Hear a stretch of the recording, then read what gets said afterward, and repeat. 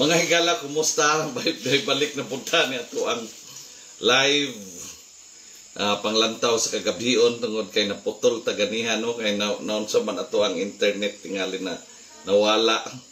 Pero tingali mo lahi ang akong background.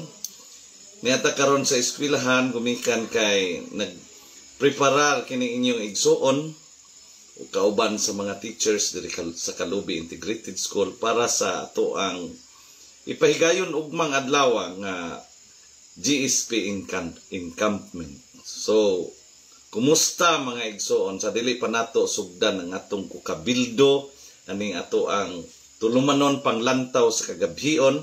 Ato sang i-shout out ang ato ang mga likers, si Pastora Sheila Maris Ranilla Makigangay, diha sa Sayog Christian Fellowship, si Mirasol Pinkian Salvalion, ato ang disbursing officer diha sa San Miguel Central Elementary School and Sped Center. Ako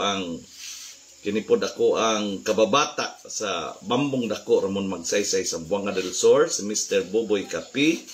Atong kauban nga teacher sa Kalubi Integrated School, si Miss Lisa Nilias. Shout out usab sa nagtan-aw karon live si Mrs. o si Ma'am si ngalan ani nakalimot na ko ang ngalan ani Mary Claire Hermias, to ang teacher sa grade 4, to ang teacher sa grade advisor sa grade 8 Mrs. Marilo Faustino, advisor sa grade 2 Mrs. Estrella Paler Bacar, si Mrs. Jovi Habilio, ato ang advisor sa grade 7, ug ato ang ICT coordinator Mrs. Revelyn Apabli Lagata, and Mrs. Amethyst Maghilom Costanyera. Ana siya nga sige daw kalimtan, Antay Marcos rabaning maestraha. Bitaw mga igsoon, ang atong topic karon mga igsoon, silent strength and statesmanship, a lesson from a wise man and a president. Mga higala sa kahanginan nato diri sa Facebook ug sa YouTube, maayong gabi kaninyong tanan. Tonight, let's begin not with noise but with stillness, with a lesson whispered by wisdom. Never respond to insults. The main purpose of people who insult you is to make you act without thinking. Frustrate them with your silence and check them with your success. Quote unquote. These words strike deep in a world fueled by a drama, ego, and distraction. And yet, in the middle of all the political noise, accusations, mockery, character attacks, there is a man who has chosen not to shout back, but instead to lead forward. That man is President Ferdinand Marcos Jr. While others waste time on microphone battles and media circus, this president chooses to stay focused on policy, diplomacy, and quiet reform. Dili siya mahilig makiglalis. Dili siya patakag sulti. O dili siya mubaws sa pasumbingay. Instead, he moves with calm conviction. Take for instance his recent statements about the so-called new normal. Critics jump in. Others mock him.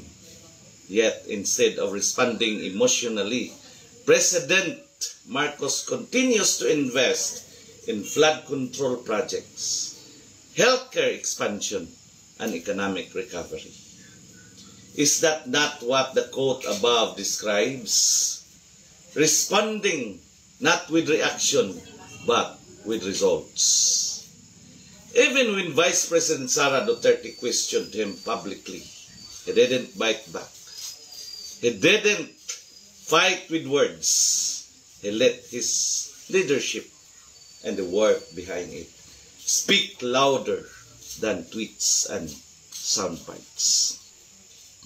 Proverbs chapter 17, verse 27 to 28 says, "The one who has knowledge uses words with restraint, and whoever has understanding is even-tempered.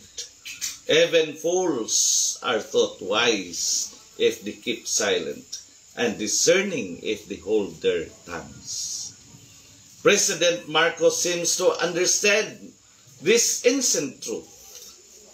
He believes in restraint over action, in focus over fury.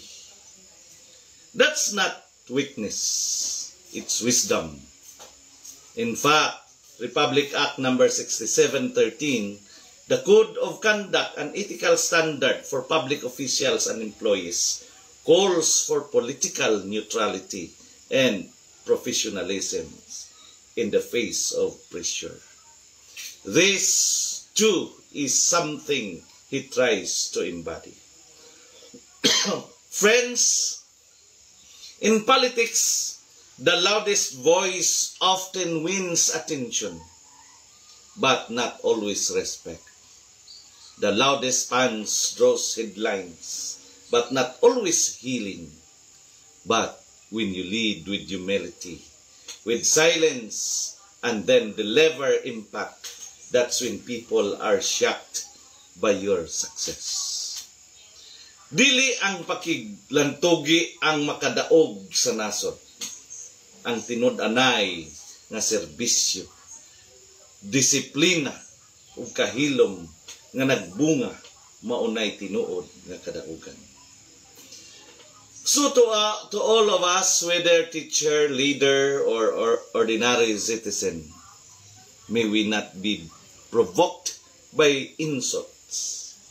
May we be steadfast, strategic, and silent in the right moments.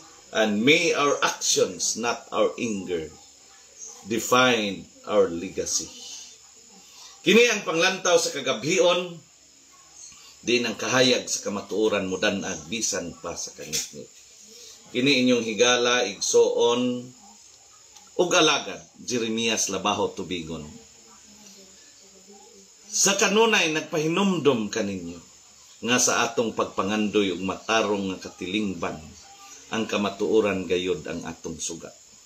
Ug sa kangitngit sa kasaysayan, ang tinud-anay nga pamunuan ang labing hayag nga paglaom. Shout out Anabil Labaho ug sa tanan nga nagtan-aw karon sa kong atubangan, mga igsoon, mga teachers nga nagkalingaw gunting-gunting, ug sa tanan nga naa sa ato ang live.